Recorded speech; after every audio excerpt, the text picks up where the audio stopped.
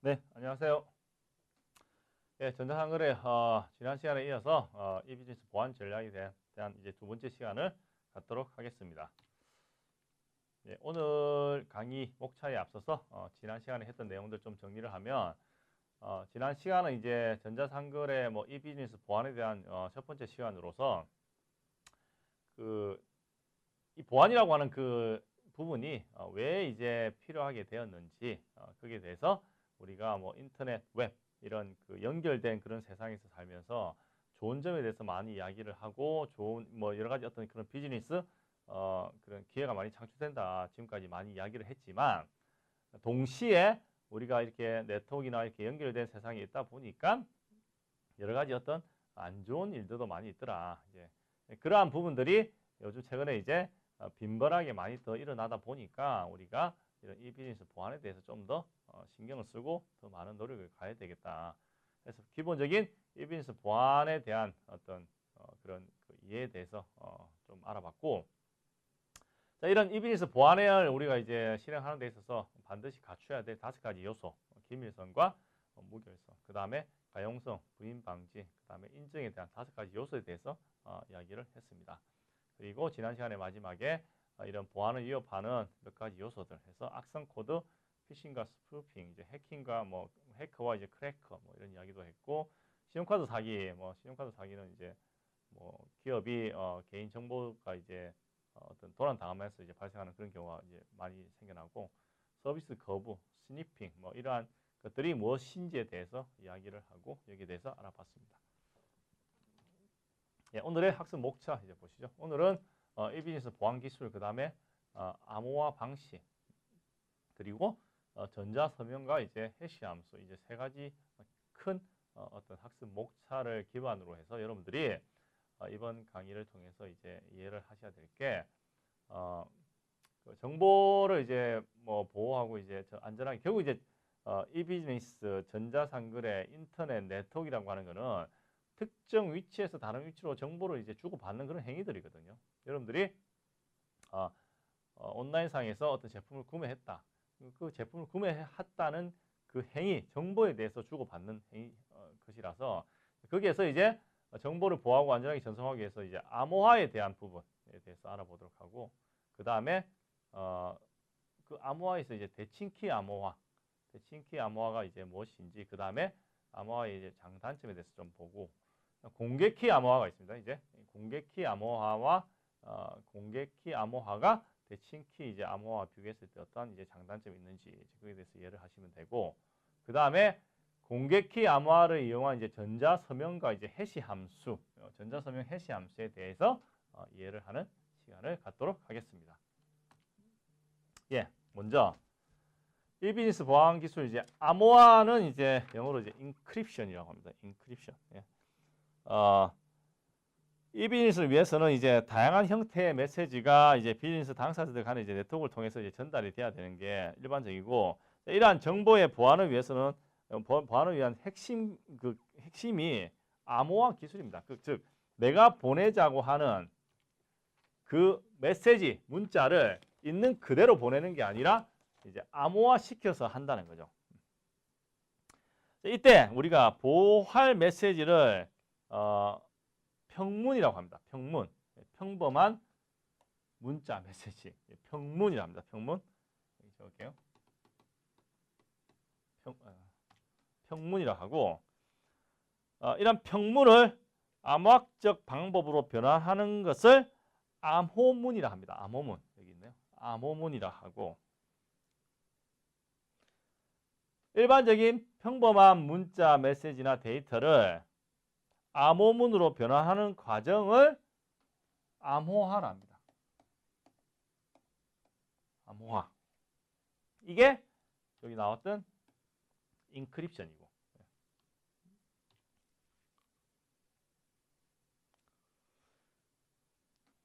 자, 여기서 이제 이야기하는 비밀키라고 이제 알려진 암호를 어떤 수학적인 그런 알고리즘을 통해서 이제 평문에 일반적인 문자 메시지에 아니면 그 정보에 적용함으로 해서 그 우리가 보내고자 하는 그 메시지를 송신자와 수신자 이외의 다른 사람에 의해서 볼 수 없는 형태로 암호문으로 바꿔준다. 이게 어떤 암호화의 전반적인 거죠. 자, 반대로 암호문을 암호화된 문서죠. 이런 평문을 이제 암호화시켰죠. 암호문을 다시 이 평문으로 바꿔야 되겠죠. 그 과정을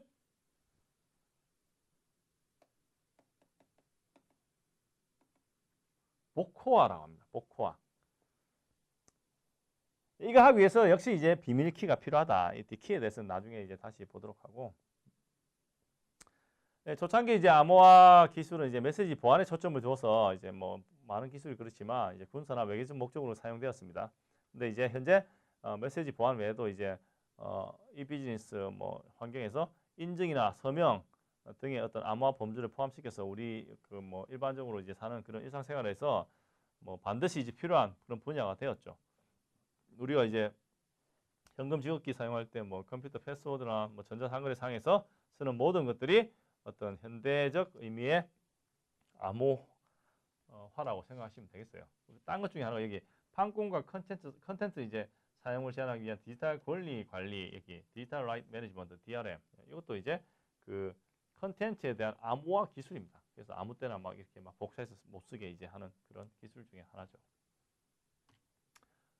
자, 암호화가 이제 충족돼야 되는 요건에서 EBS 보안 요건으로서 우리가 이제 기밀성, 그다음 무결성, 그다음에 가용성, 부인 방지, 인증 이 5가지에 대해서 이야기했는데 암호화는 이 중에서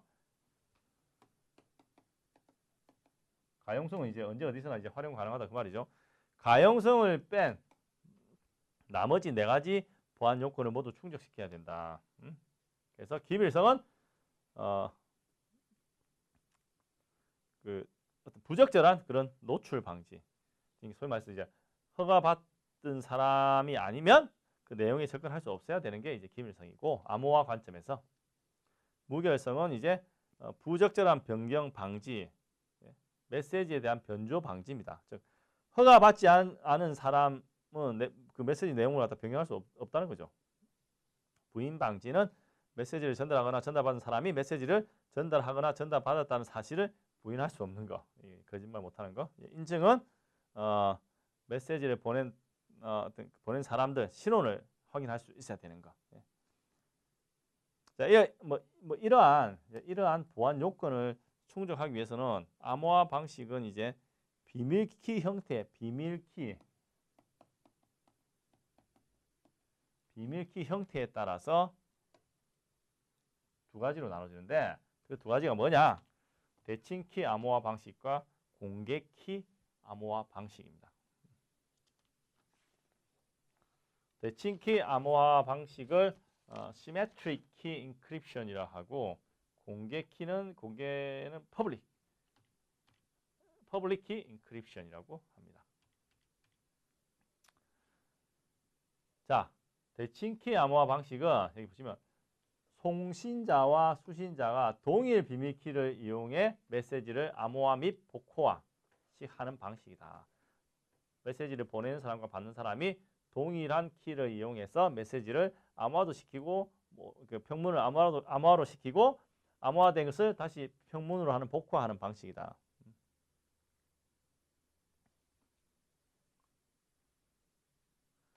수신자는 암호화하는 데 이용된 비밀키를 알아야만 복호할 수 있다. 이제 메시지 받는 사람들 있죠. 예. 비밀키를 이메일 등으로 수신자한테 전달하기도 한다. 예. 이거는 이제 송신자, 수신자 간에 이제 대칭키 교환이 필요하죠. 그 키 교환을 필요하답니다. 일반적으로 암호문과 이제 대칭키를 함께 이제 보낼 수 없어서 그 암호문 전달하는 경로와 다른 경로로 이제 그 키를 갖다가 이제 전달해 줘야 되는데, 이러한 그 대칭키를 이제 전달하는 그 키 교환하는 게 뭐 쉽지 않습니다. 좀 어려운 그런 문제 중에 하나고, 대칭키 암호화 방식은 이제 그래서 암호문의 작성자와 이 수신자가 동일한 키를 비밀리에 관리하는 어떤 그런 이런 그 폐쇄적인 특징을 좀 가지고 있습니다. 폐쇄적 특징을 갖고 있는 그런 그룹, 그런 기관에서 이제 적합한 암호 시스템이죠. 예를 들어서 예전에 이제 냉전 시절 워싱턴 모스크바 사이 이제 한 라인에 OTP죠. 원타임 패드라는 대칭키 시스템 사용했다. 뭐 대칭키 암호화에 여기 뭐 그림으로 지금 이제 표시를 해놓은 겁니다. 보낸 사람 0이나 뭐 반 사람 철수나 다 이제 동일한 키를 쓴다는 거죠. 암호화 시키고 복호화 시키는 데 있어가지고 이 키 같은 키를 쓰는 거죠. 이 키를 갖다 주고받는 데 있어서 좀 안전하게 이 키를 주고받는 게 이제 문제가 될 수 있으니까 이제 좀 폐쇄적 특징을 가진 그런 사용자 그룹에서 이게 이제 가능하다는 거죠. 장점은 공개키 방식과 이제 비교할 때 뒤에 나오는 이제 공개키 방식과 비교할 때 뭐 사용이 단순합니다. 하나의 키로 이제 암호화 복호화를 다 시키기 때문에 그렇다 보니까 이제 처리 속도가 빠르겠죠. 하지만 이제 키 전달 과정 앞에서 이야기했죠. 이 대칭키 이제 키 전달하는 과정이 좀 이제 쉽지가 않죠. 뭐 이메일이나 직접 방문 등의 방법으로 이제 전달해야 되는데 이 과정에서 이제 키가 노출이 될 위협이 이제 크다는 거죠. 대표적인 대칭키 알고리즘에서 DES, 데이터 인크립션 스탠다드, 뭐 트리플 DES, 뭐 AES 뭐 이런 것들이 있고 국내에서도 시드나 아리아 등 이런 알고리즘이 개발되어 있다. 뭐 대칭키 암호화하는 그 알고리즘 스탠다드라고 생각하시면 되겠습니다. 그 다음에 공개키 암호화 방식은 자, 공개키 암호화 방식은 이제 여기 키가 대칭키는 이제 하나였는데 공개키는 서로 다른 두 개의 키, 두 개의 키를 쓴다. 자, 첫 번째 키는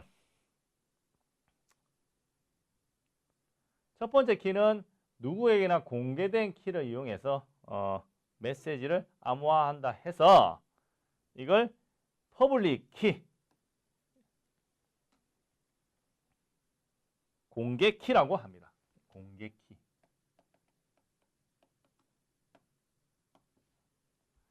두 번째 키는 외부에 알리지 않고 자신만 보관하는 키로서 개인키라. 공개키 암호화하는 키에서 키가 두 개다. 대칭키는 하나 있는데 두 개의 키가 쌍으로 움직입니다. 쌍으로. 공개키로 암호화된 문서를 복호하기 위해서는 개인키가 필요하고 개인키로 암호화된 문서를 복호하기 위해서는 공개키가 필요합니다. 공개키 암호화에 사용되는 이제 키 쌍은 이제 수학 알고리즘 이용해서 생성을 이제 하고 그렇다 보니까 두 가지 서로 다른 키를 사용하니까 비대칭형 암호화 방식 asymmetric encryption 했죠. 대칭키는 하나의 키를 쓰니까 symmetric이라고 했고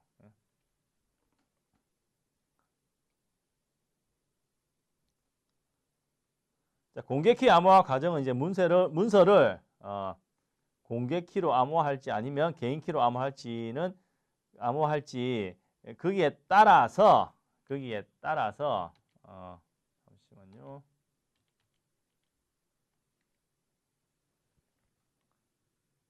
네, 여기 있네요. 일반적인 공개키 암호화 아니면 전자서명으로 한 두 개로 나눠질 수가 있다. 공개키 암호화는 키가 두 개입니다. 이 키가 쌍으로 움직이고 그 키가 공개키와 개인키 두 개로 나눠지고 근데 문서를 공개키로 암호화할지 아니면 개인키로 암호화할지 그 용도에 따라서 일반적 기능, 즉 일반적 공개키 암호화 기능과 전자서명, 공개키 암호화를 통한 전자서명 두 개로 나눠진다. 자, 일반적 공개키 암호화는 여기 첫 번째 이겁니다. 이거는 공개키가 공개키 저장소에 보관되어 있고 자, 누구든지 저장된 공개키를 이용해서 메시지를 암호화해서 이제 수신자한테 전송할 수 있습니다. 그런데 이렇게 암호화된 문서는 오직 비밀키를 가진 즉 개인키를 가진 수신자만 복호화할 수 있게 됩니다. 그래서 메시지의 발신자와 수신자는 이제 서로 이제 비밀키를 교환할 필요가 없죠.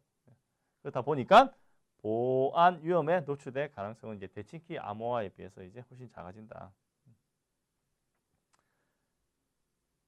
반대로 예? 암호화를 하는데 개인 키를 사용하면 공개 키를 가진 사람은 메시지를 이제 복호화합니다. 암호화된 걸. 그 내용을 이제 알 수 있게 되는 거죠. 개인키 소유자가 이제 자신이 이제 그 문서 작성자임을 이제 알리는 용도로 사용되는 겁니다. 즉 개인키를 사용해서 이제 서명을 할 경우 이제 그 제3자에 저장되어 있는 공개키로 서명을 열어봐 가지고 메시지 작성자가 올바른지, 즉 공개키로 하면은 일반적인 기능들, 일반적인 기능, 내가 그 메시지를 보내는 사람인데 공개키로 메시지를 암호화해서 전송하면 수신자는 그 수신자가 가지고 있는 개인키로 복화한다. 그 방법이고, 반대로 개인키로 메시지를 암호하면 그 개인키로 메시지를 암호할 때 거기에 서명을 해놓죠. 그래서 내가 그 메시지를 해놨다는 걸 이제 저기 그 만들었다는 걸 암호화했다는 걸 이제 알려주는 거죠. 서명해서.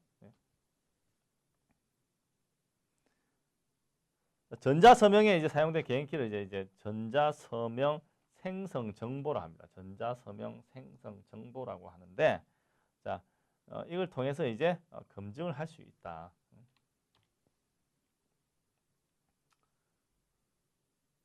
이거는 뭐 공개키 암호화 방식에 대해서 그 일반적인 형태로 지금 보여주는 거고,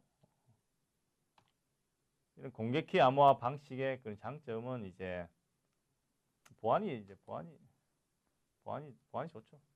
아무래도 복잡한 키를 사용하니까.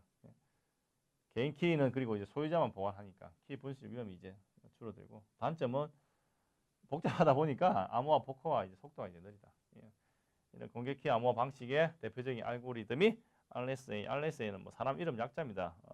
리버스드 이제 샤미어 이제 그다음에 알레드만 해서 이제 뭐 개발한 사람이 이제 1977년도 이제 이 세 사람 이제 개발한 사람 RSA 그냥 그대로 약자고, 이게 이제 지금 이제 그 전자서명 인증 위해서도 사용되고, 보통 이제 1024, 2048 비트 길이의 키를 사용하고 전자상거래에 일반적으로 제일 광범위하게 사용이 되고 있는 그런 알고리즘이라고 보시면 되겠습니다.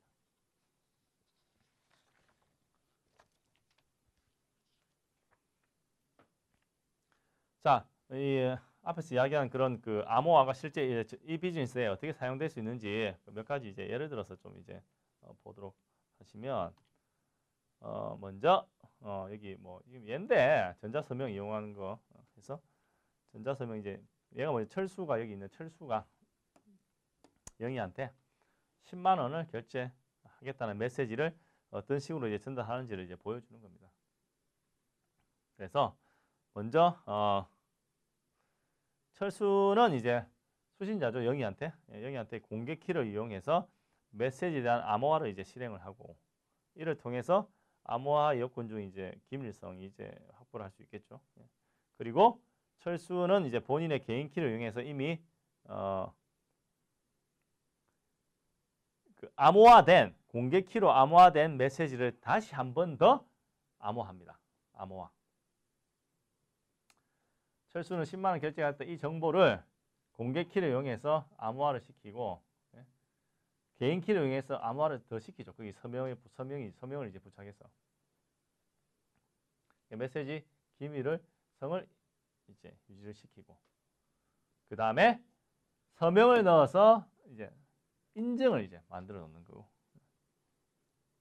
이게 이제 앞에서 이야기한 전자 서명의 역할을 하는 거죠. 개인 키를 이용해서 암호화 시키는 거는 전자 서명의 역할을 이제 하는 거다. 자, 메시지를 전달받은 영희는 일단 이제 그 철수의 공개키죠. 여기 요거 철수의 공개키를 이용해 가지고 전자서명이 이제 철수 건지 확인을 하고, 그 다음에 서명 확인을 통해서 이제 얻어낸 메시지는 잠시만요. 암호 철수의 이 키를 이용해 가지고 이게 철수가 만든 건지 복호나 해가지고 여기서 알아내고, 그 다음에 이 공개키 있죠. 이걸로 이제 복호화 시키는 거죠. 그래서 10만 원 결제하겠음. 그 메시지를 이제 알 수가 있다.